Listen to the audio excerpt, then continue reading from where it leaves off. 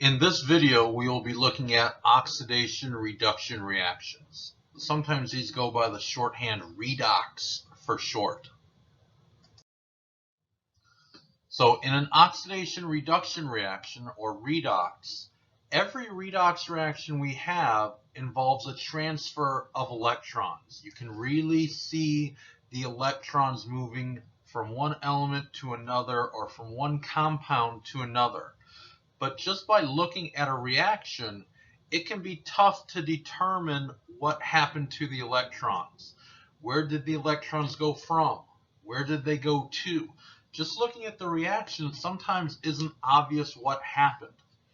Because it's not obvious, we need a way of determining what happened to those electrons. We have a tool that enables us to do this. So oxidation numbers can be used as a tool to determine this. And what oxidation numbers are a tool that we use to describe an element's electron richness or poorness in a compound.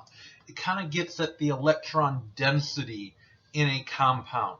Where is there a lot of electron density? That would be the richness. And where is there not a lot of electron density? That would be the poorness. Since electrons are negatively charged, the more negative, another way of saying more negative is less positive the oxidation number is, the more electron rich it is, the more electron density it has. Oxidation numbers can be positive or negative. So the more negative or less positive you are, the more electron rich that area is, or that element is, the more electron density. Kind of the opposite, the more positive or less negative the oxidation number is, the more electron poor that element is. So remember, electrons are negatively charged, so more negative oxidation numbers mean more electron rich. More positive oxidation numbers mean more electron poor. So what we're going to do is we're going to talk through the rules for assigning oxidation numbers and then actually use them in a couple reactions. So first we want to go through the rules for assigning oxidation numbers. So the first rule says an element all by itself, not combined with anything else, will have an oxidation number equal to 0. What this does is this sets a baseline for us.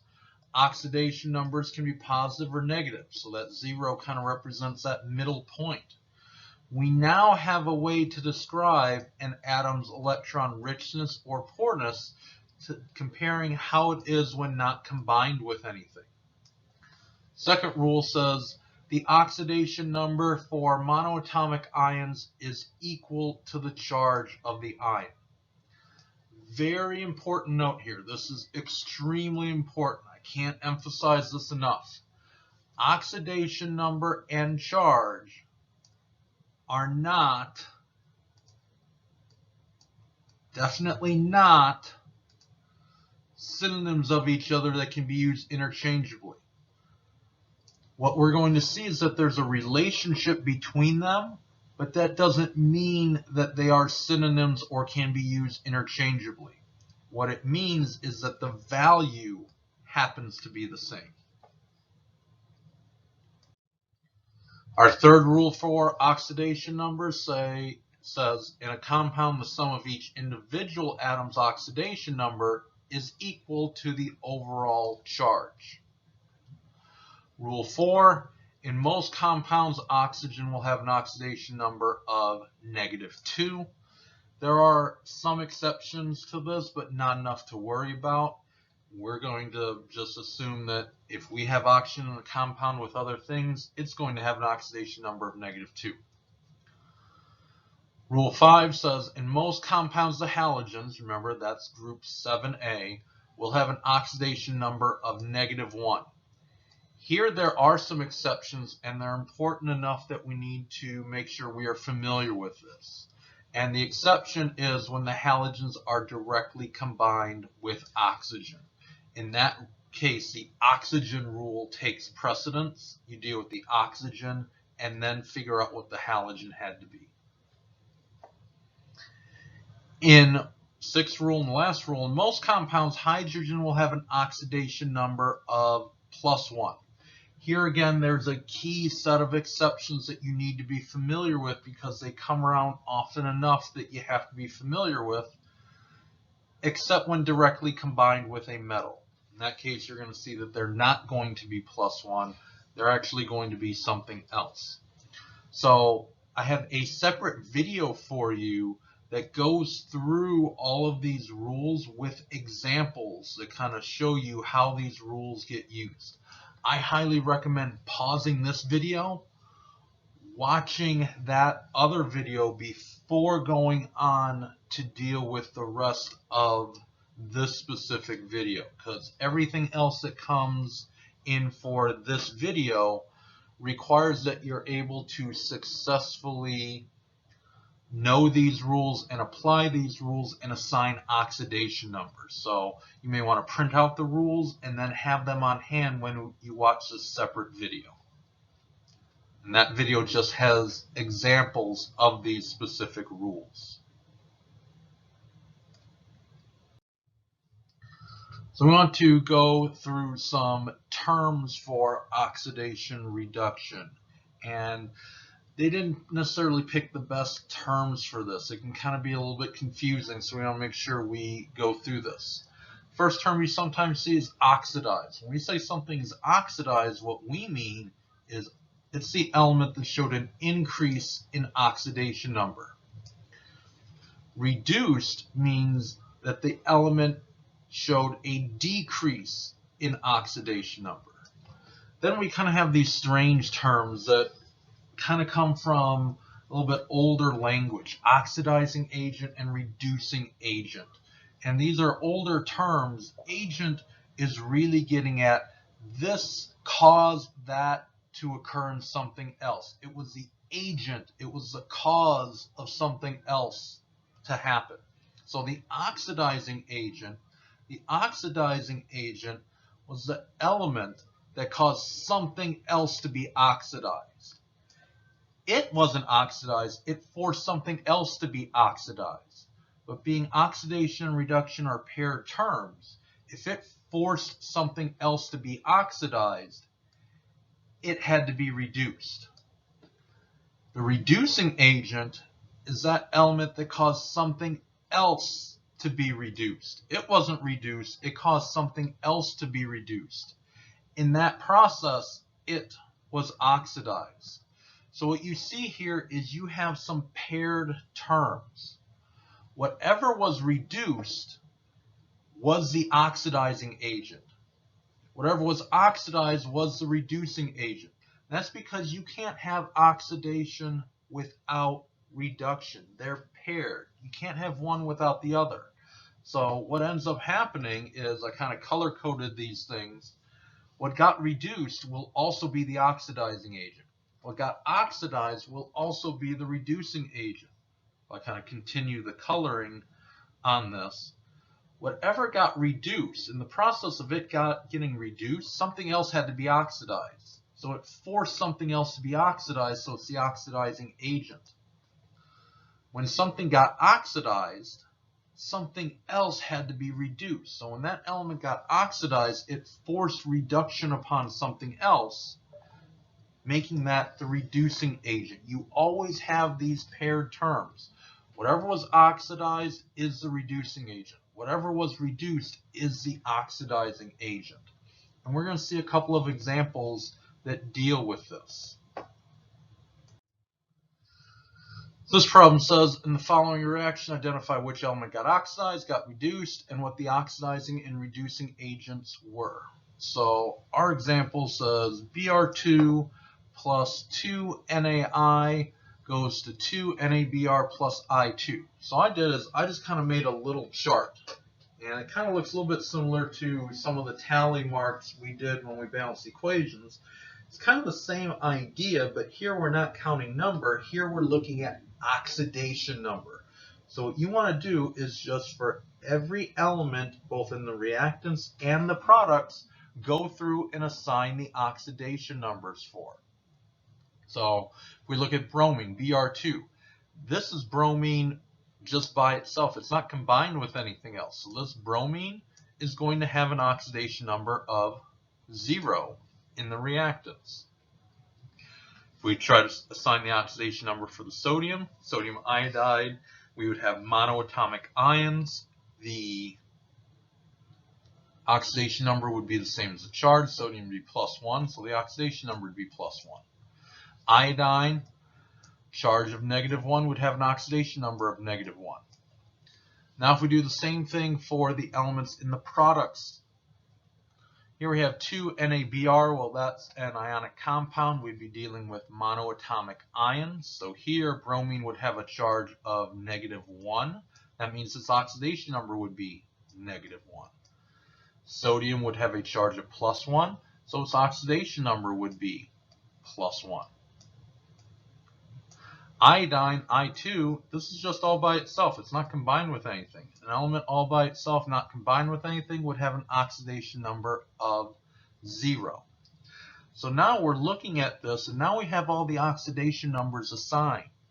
Now we can kind of go here and say what changed as we went from reactants to products. As we went from reactants to products, what changed? Well, when we're going from reactants to products, bromine started as 0, it went to -1. So bromine went from 0 to -1. Sodium, +1 to +1, it remained unchanged. Iodine went from -1 to 0. So we saw that oxidation numbers changed. Bromine showed a decrease, oxygen showed an increase, and sodium remained unchanged. So with that information, now we can assign what got oxidized, what got reduced, what the oxidizing agent is, and what the reducing agent is. Well, the element that got oxidized means that you showed an increase in oxidation number. The element that had the increase in oxidation number was the iodine. It went from -1 to 0, so the element oxidized was the iodine. The element that got reduced is whatever element showed a decrease in oxidation number. What went down from reactants to products? Well, bromine went from 0 to -1. That's a decrease. So that means the element reduced has to be the bromine.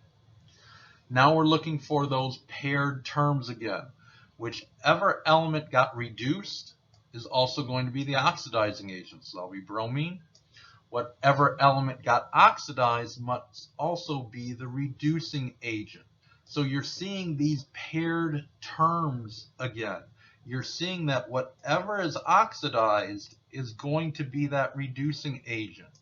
And you're seeing whatever got reduced will also be the oxidizing agent. You're going to get those paired terms all the time when you have oxidation reduction reactions.